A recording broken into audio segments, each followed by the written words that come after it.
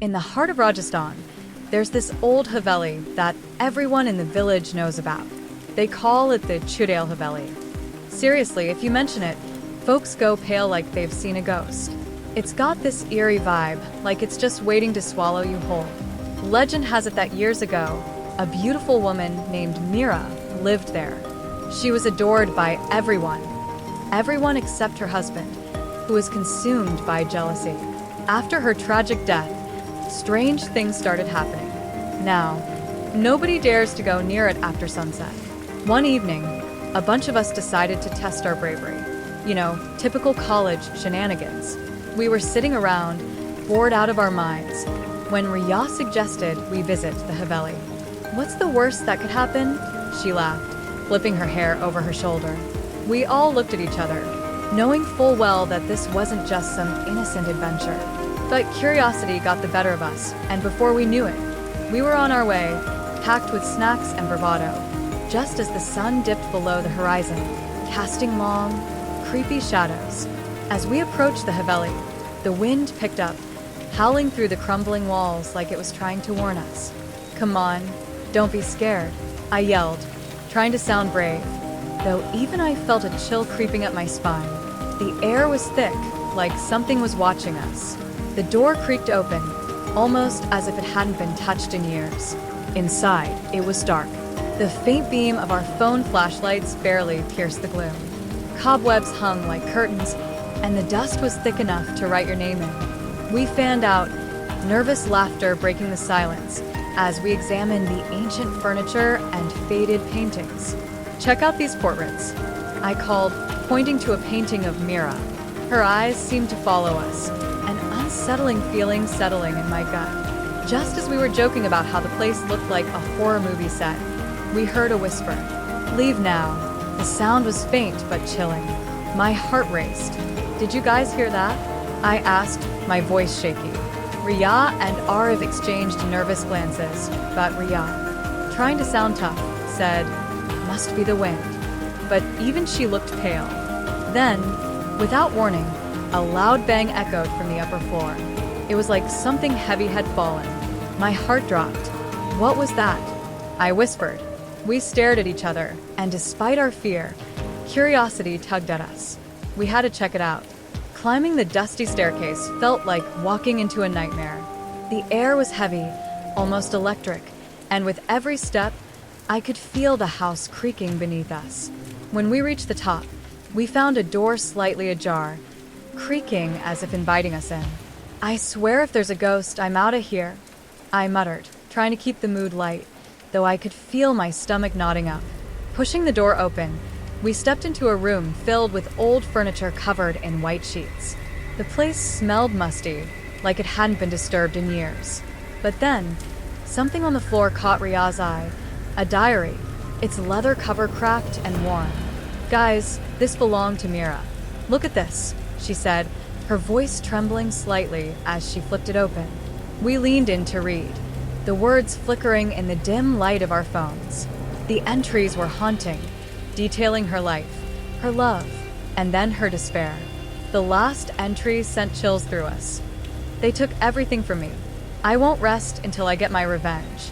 Just as Riya finished reading, the temperature dropped. Our breath became visible, and I felt a presence, like someone was right behind us.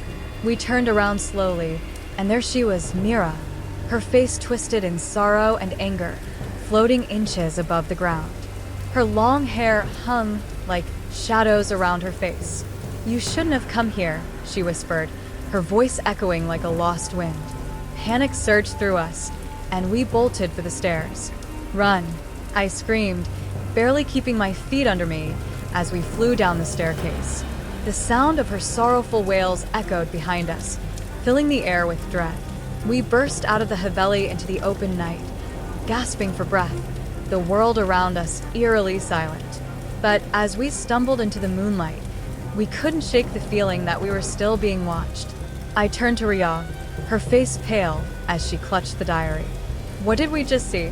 I gasped. "I don't know," she said, her eyes wide, "but we need to get rid of this diary." Just then, a soft breeze swept through, carrying a whisper that made our blood run cold. "You can't leave without me." In a flash, the diary glowed faintly in Ria's hand. "What's happening?" Arv shouted, his voice cracking. The glow intensified, and I could hear the whispers again, frantic, pleading, and full of rage. Suddenly, a gust of wind blew through the courtyard, slamming the door shut behind us. We were trapped. "We need to get inside," I yelled, my mind racing. But as we turned, we saw the windows start to shake, rattling like they were alive.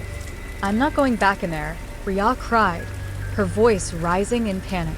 But before we could decide what to do, Mira appeared again, this time closer, her face contorted in anguish. "You cannot escape your fate," she wailed, and I felt a chill grip my heart. Then something clicked in my mind. "Ria, the diary," I shouted. "You have to read it out loud." She hesitated but nodded, her hands shaking as she opened it again. "What if it makes things worse?" Arv asked, his voice shaky.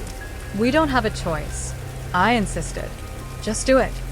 Ria took a deep breath, her voice trembling as she began to read the last entry aloud. "They took everything from me.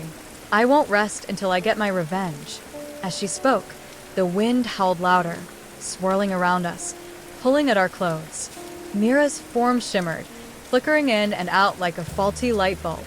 I felt a pull, like the ground beneath us was shifting. "Stop," I yelled. "You don't need revenge. Just let go." But Ria continued, tears streaming down her face. "I will find peace." In that moment, everything went silent. The wind stilled, and Mira's face softened, a hint of relief breaking through her anguish.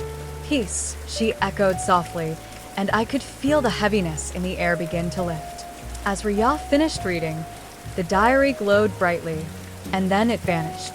The room felt lighter, the shadows retreating. Mira stood before us, her expression shifting from rage to sorrow. "Thank you," she whispered, before slowly fading away. We stood there, frozen, the reality of what just happened sinking in. Did we just help a ghost? Ria breathed, her voice shaky. Arif chuckled nervously.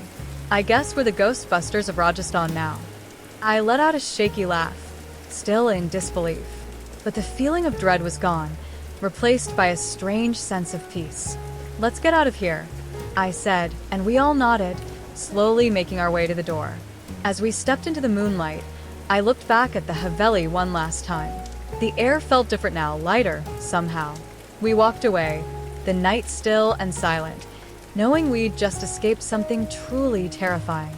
But deep down, I couldn't shake the feeling that Mira's spirit was finally at rest, her story ending with us. And I knew one thing for sure. Sometimes, even the darkest places can find a glimmer of light.